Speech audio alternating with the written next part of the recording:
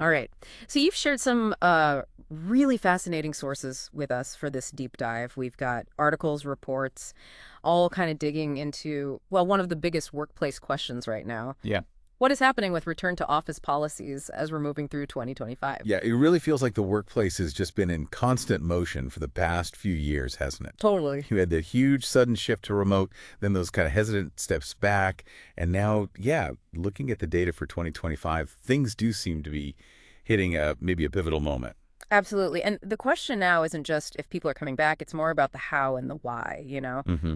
Are we all just like inevitably heading back to the office 5 days a week? Or is that flexibility people found, is it actually here to stay in some real way? Right. We've got insights here from Forbes, a couple of workplace management platforms too. It looks like a good mix of data, expert takes, and what companies and employees themselves are saying. It seems pretty comprehensive, yeah. Looking at it from different angles. Exactly. So our mission here in this deep dive is really to unpack these sources you sent over. We're going to look at the trends, try to understand the different forces, pulling things, those big corporate mandates versus what employees actually want or need. The push and pull. Yeah, the push and pull, and figure out what it all means for where and how we'll actually be working this year, maybe beyond. Okay, let's get into it. Let's. So like you said, that initial if we return debate, that seems mostly over. Yeah, feels like it. The focus now, according to these sources, is really on how you make any required office time actually, effective, worthwhile. Because the data is showing structured hybrid is really the main model now. That's the big takeaway, isn't it? Structured hybrid work. It is. The reports are putting it somewhere between, say, 38% and 43% of organizations using that model. Wow. And what's really striking, looking at the trends in your sources, is that this is like more than double what we saw just back in early 2023. That's a huge jump, really fast. A very significant, rapid shift towards something that's more defined, but, still not fully back in the office 5 days a week. But okay, even with hybrid being the main thing, we are seeing more of those full-time office requirements popping up, right? Yeah, that number is definitely climbing. It's getting the headlines. Absolutely. Though, interestingly, one source you shared predicts it won't actually top 50% of companies overall. Oh, okay. And it's important context, I think, that fewer than 5% of organizations, based on these sources, have totally banned remote work altogether. Right. So, yeah, the full return push is real in some places, but it's not like sweeping everything else away just yet. Not entirely, no. Flexibility still has a strong presence. And for those hybrid models that do need office time, there's sort of a standard number of days emerging. There is, yeah. It comes up consistently across the sources you shared. When companies mandate office days in a hybrid setup, 3 days a week is by far the most common requirement. 3 days. Yeah, about 28% of companies with mandates have that. It's often called the default or the common setup. If you average it out across all companies with mandates, it's around like 2.78 days required per week. Almost 3 days. Interesting, too, that a lot are structuring it around hours, not specific days. One source said 79% of these structured hybrid places set minimum weekly hours. Right. Gives teams a bit more wiggle room, maybe? Yeah, it suggests they're defining the amount of time you need to be there, but maybe letting teams or individuals figure out the when a bit more. Makes sense. And you can see the impact. The data you shared shows the U.S. national average office occupancy rate hit a post-pandemic high, 55.13% in late February 2025. So people are coming back more. Yeah, that number's creeping up, definitely. But it's also worth remembering, like one source points out, flexible work wasn't totally new before the pandemic hit, right? No, not at all. Good point. Right. Pre-COVID, maybe about 10% of the global workforce worked remotely some of the time. Obviously, the pandemic just blew those numbers up out of necessity. But now we're seeing it kind of settle into these current trends we're talking about, which is still way more flexibility than pre-2020. Okay, so we've got structured hybrid leading, this 3-day standard popping up, but also, yeah, a noticeable push from some big companies for a full return. Which brings us to, well, who's doing the pushing, according to your sources, and why? Right. Several major corporations are named specifically as being, out front with stricter mandates. They're the ones making headlines. Yeah, names we recognize. Exactly. Amazon, AT&T, Barclays, Boots, JP Morgan Chase, Goldman Sachs. They're all mentioned. Many requiring 5 days a week. We're moving back towards it. AT&T ending hybrid early this year, Apple wanting 4+ days. Yeah, those are specific examples cited. So why? What are the reasons these companies are giving in the sources you looked at? The reasons are pretty consistent, actually. Yeah. And they often center on what leaders believe happens when people are physically together. Okay. So beliefs about collaboration. Yeah, stronger collaboration is a big one. 76% of leaders cited believe that. Also, strengthening corporate culture, that's 71%. And increasing collective productivity, 63%. So it's about the team, the culture, the output. Primarily, yes. But it's not just immediate output, like you hinted. The sources mention other perceived benefits, too. Like what? Things like easier learning, mentoring, leadership visibility. One report even notes 55% of employees feel they develop skills slower in a hybrid setup. Oh, interesting. So employees feel it too, some of them. Some do, yeah. Plus, you hear the argument about innovation, brainstorming, Mm-hmm. that it's just more seamless in person, those, organic interaction. Well, water cooler moments. Exactly. Harder to replicate online, they argue. And it's just clearer communication, easier team management. Ultimately, for many execs, it seems to boil down to that core belief.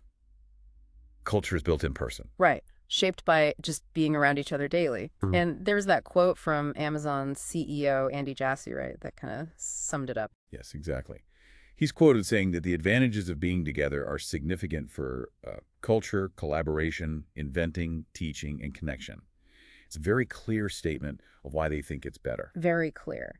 And it's not just their internal feelings driving this, is it? Your sources mentioned external factors too. Absolutely. When the big players make a move, others tend to follow, or at least feel pressured to.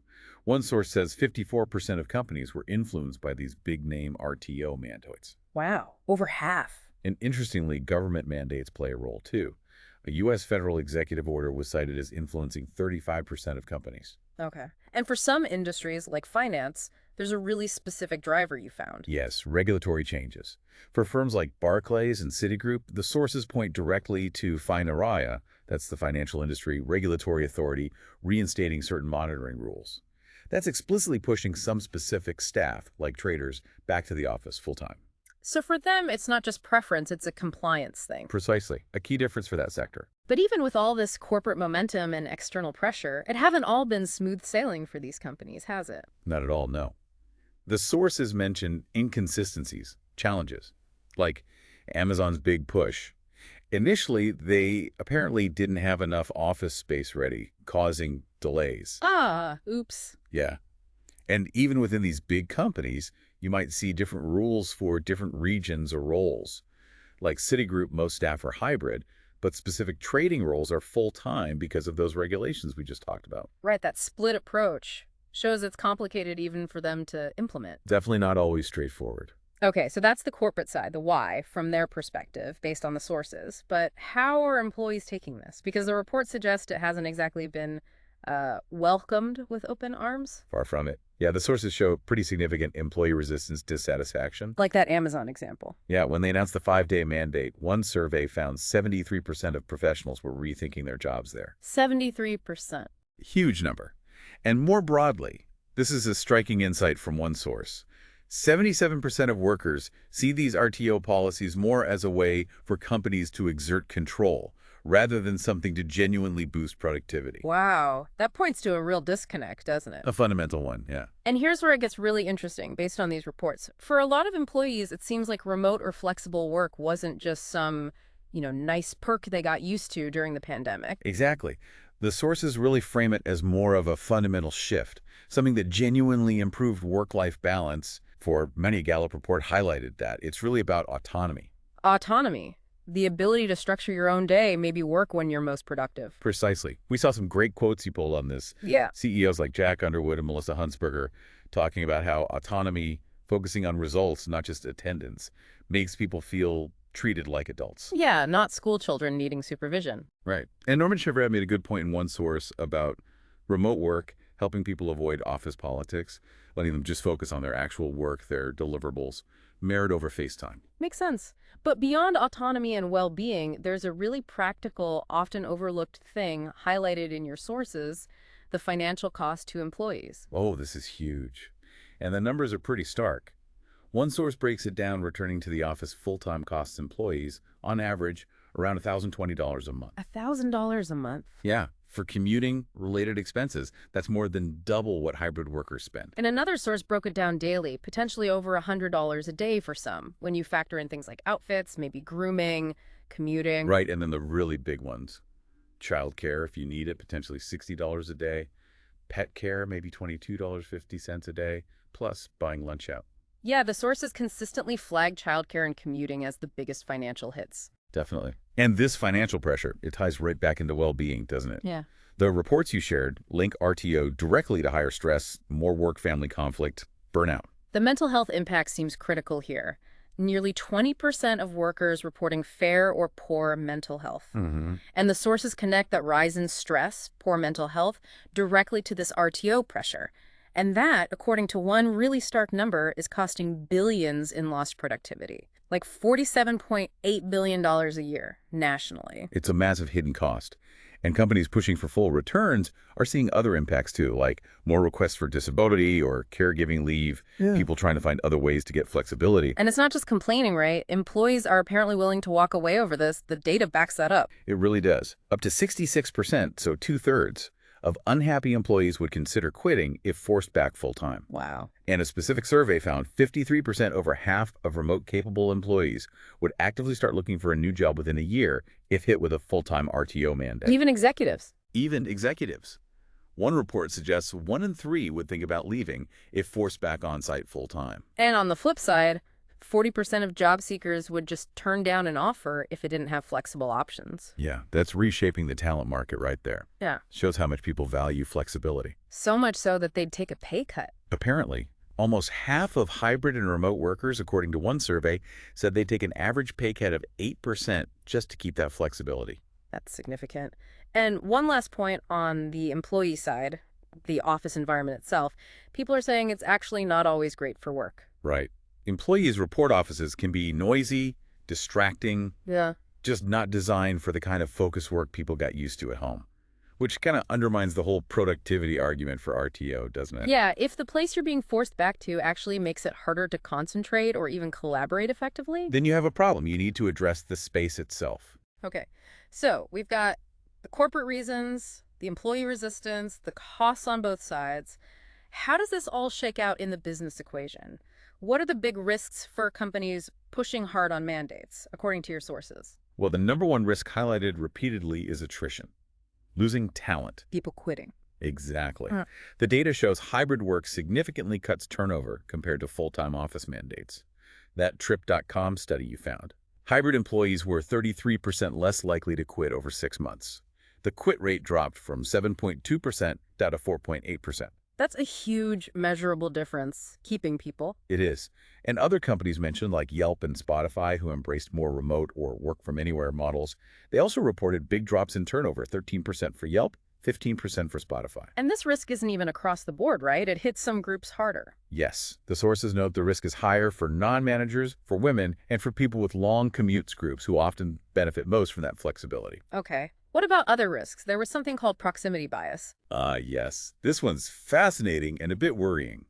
A huge majority of executives, 96% in one source, admit they notice in-office efforts more than remote work. 96%. I know. It reveals this clear, documented bias. Remote contributions can just be undervalued, which obviously impacts career progression.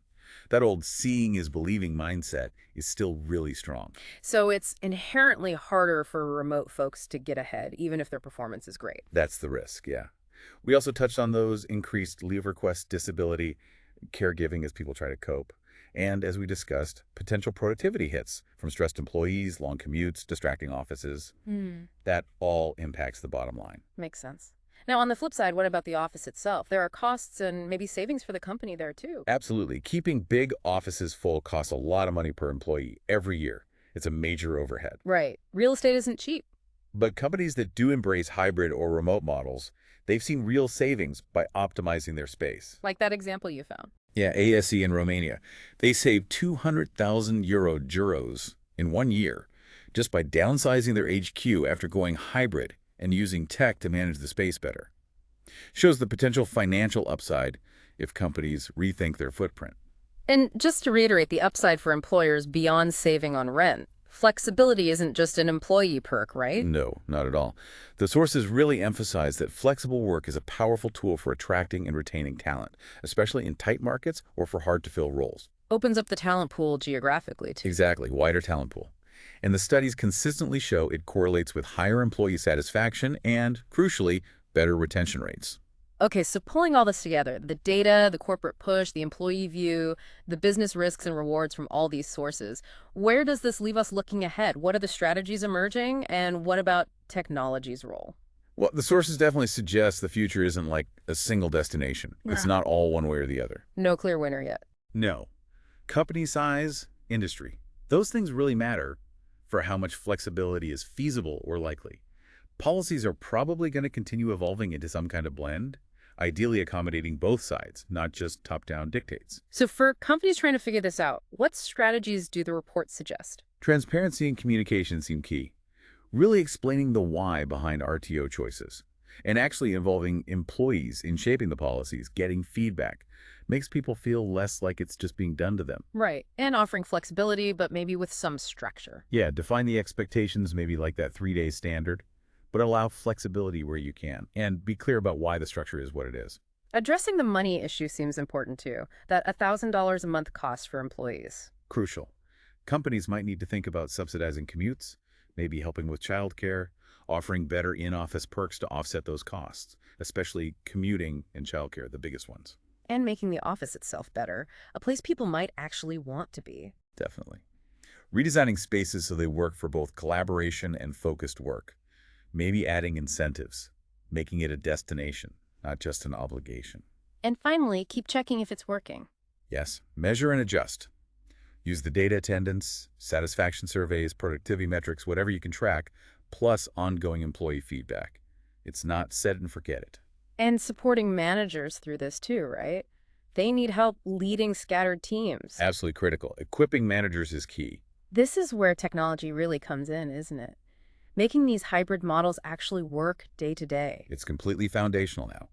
The sources highlight a whole range of tools that are becoming essential. Like booking systems for desks and rooms so you know you have a place to work. Exactly. Reduces that frustration. Yeah. And hybrid work scheduling tools, seeing who's planning to be and when, so you can actually coordinate meeting up. Mobile tools for managing things on the go. Yeah, accessibility is key. And for the company planning side, workplace analytics. Getting real data on how space is used, what patterns are emerging, plus things like office wayfinding.